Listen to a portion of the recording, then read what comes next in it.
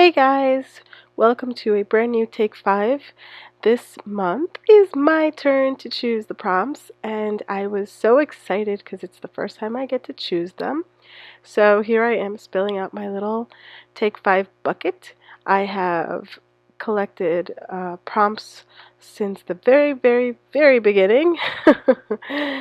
Take 5 started out as something Kira used to do on her own, and then she invited a couple of her friends, and from there the three of them decided that it would be fun to include 9 more ladies, so for a grand total of 12 ladies, and each month one lady picks the 5 prompts that we all work on, and we are all over the world, and we post our YouTube video on the same time, which can get confusing with all of us in different time zones. But yeah, I am really excited. The ladies seem to like my prompts. I don't know if you know, but we make our video and we choose our prompts at the beginning of the month to share with you all at the end of the month. So we work a month ahead. So here is my first prompt, which is texture paste. Texture paste is something that I did not know about when I started doing Take 5, and it took me a long time. And you can watch all of my trials and tribulation along the way, but it is one of my most favorite things. I chose my prompts blindly. It just made more sense to do it that way. But I'm so glad that texture paste was one of the prompts because I really do. I have enjoyed getting to know it. I have enjoyed finally mastering it.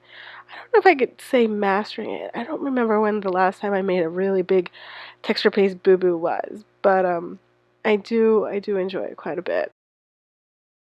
I have to apologize for my voiceover. Unfortunately, I woke up sick on voiceover day.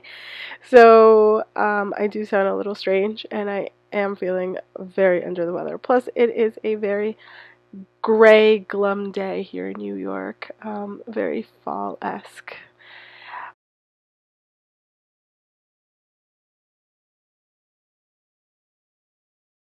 Prompt number 2 was dots.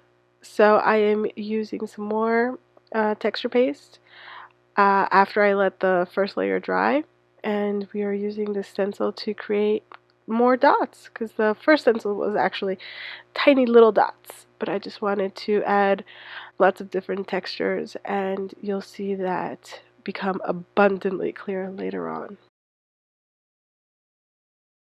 I should say that I did not prep this page with gesso prior to beginning with the texture paste, and that was on purpose. I didn't feel like what I had in mind to do was going to need that extra layer of gesso. However, you can see some pencil marks, and that is just a little border that will come into play for a future prompt.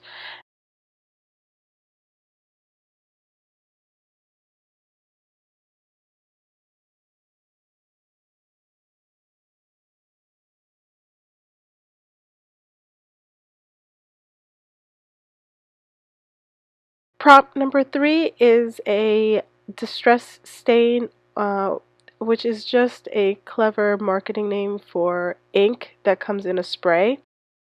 This particular one is by Tim Holtz, and it is Rusty Hinges.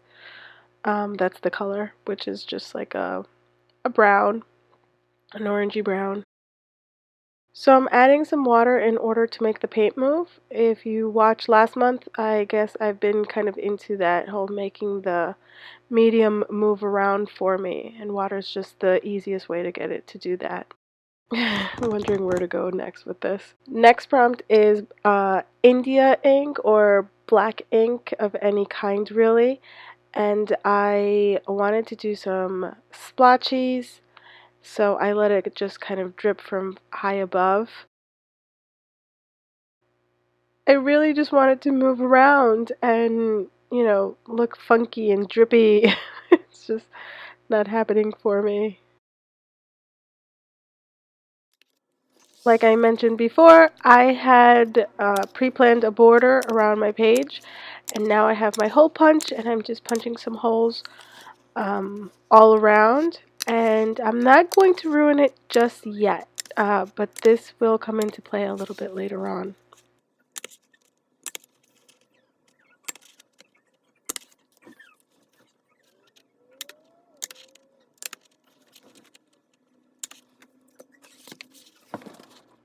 Not sure where to go with this, so I grabbed my watercolors and decided to add some sparkle. And in case you're wondering specifically the things that I use, I do have an Amazon storefront where I have all of the materials that I use on a daily, monthly basis. They're all in different categories, nice and organized because that's the way I like it. And so that's where you can find all the things that I use in case you're looking for those in my description. Going into my Amazon affiliate link does not mean anything for you. It is the exact same Amazon that you know and love. The only difference is if you make a purchase, which does not have any price change at all, I get a little kickback, which helps me then pay for more stuff. So that watercolor is a rose gold Colorio. Colorio. This is why I shouldn't say anything. That's probably why I'm not sponsored. So I grab one of my Jane Davenport face stamps just to save some time, and I get to use my favorite StazOn ink pad, which I love, love, love, but I can't use on a daily basis because my regular journal paper is very thin. So I'm adding some touches, bringing out this face. I'm grabbing a whole bunch of different markers and just filling in her face. She needs big old lashes, like spider lashes. Love that. They never match, but whatever. They're big and they're gorgeous. A few more highlights around the face with the white Uniball Signo pen. Right before moving on from her face, I decided to give her freckles because I have freckles and my artwork needs freckles as well. And we're ready to move on to her luscious locks.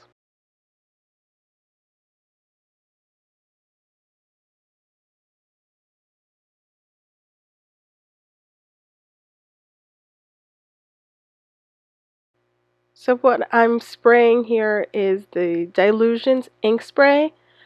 It's basically the same thing as what I use the brown stuff, but this is just by Ranger, and I mean, it's literally the same thing.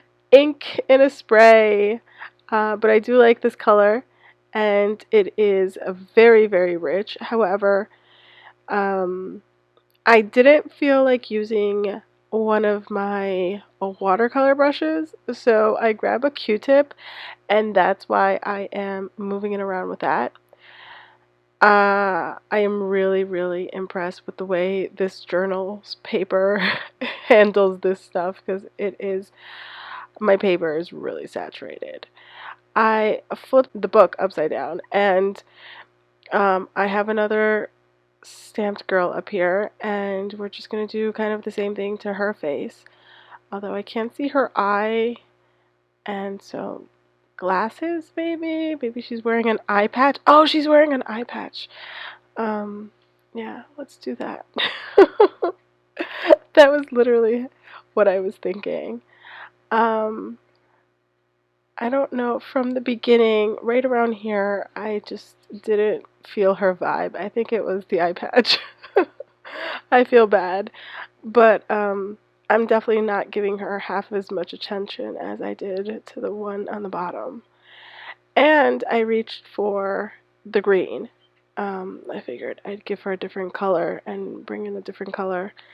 Same Q-tip to move everything around. Just, I don't know. I didn't love it from the beginning and still trying. Nope, don't like it. I don't like it. We've got to move on. We've been here before, folks. Just grab the gesso and keep it moving.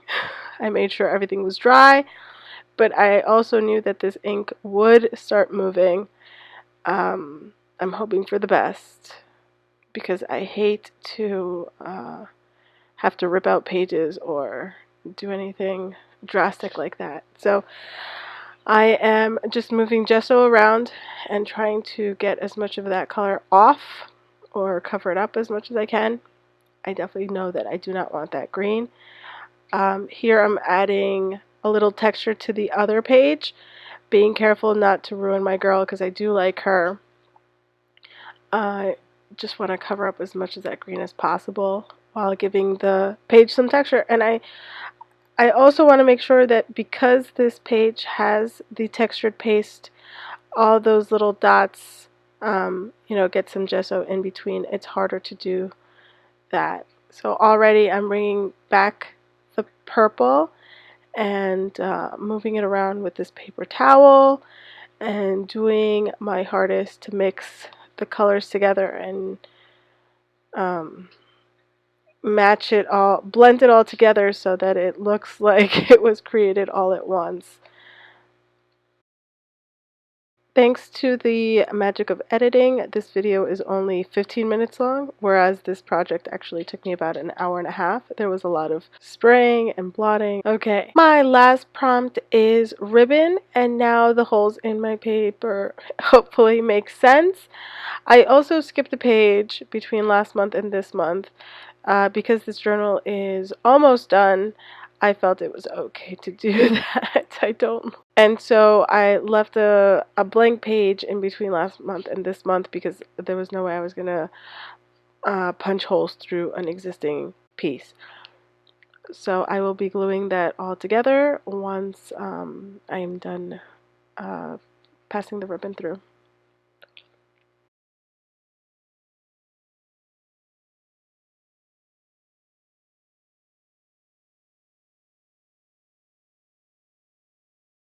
At this point, I also noticed that my holes are uneven, don't have the same amount on each quadrant, but you know what? It's fine.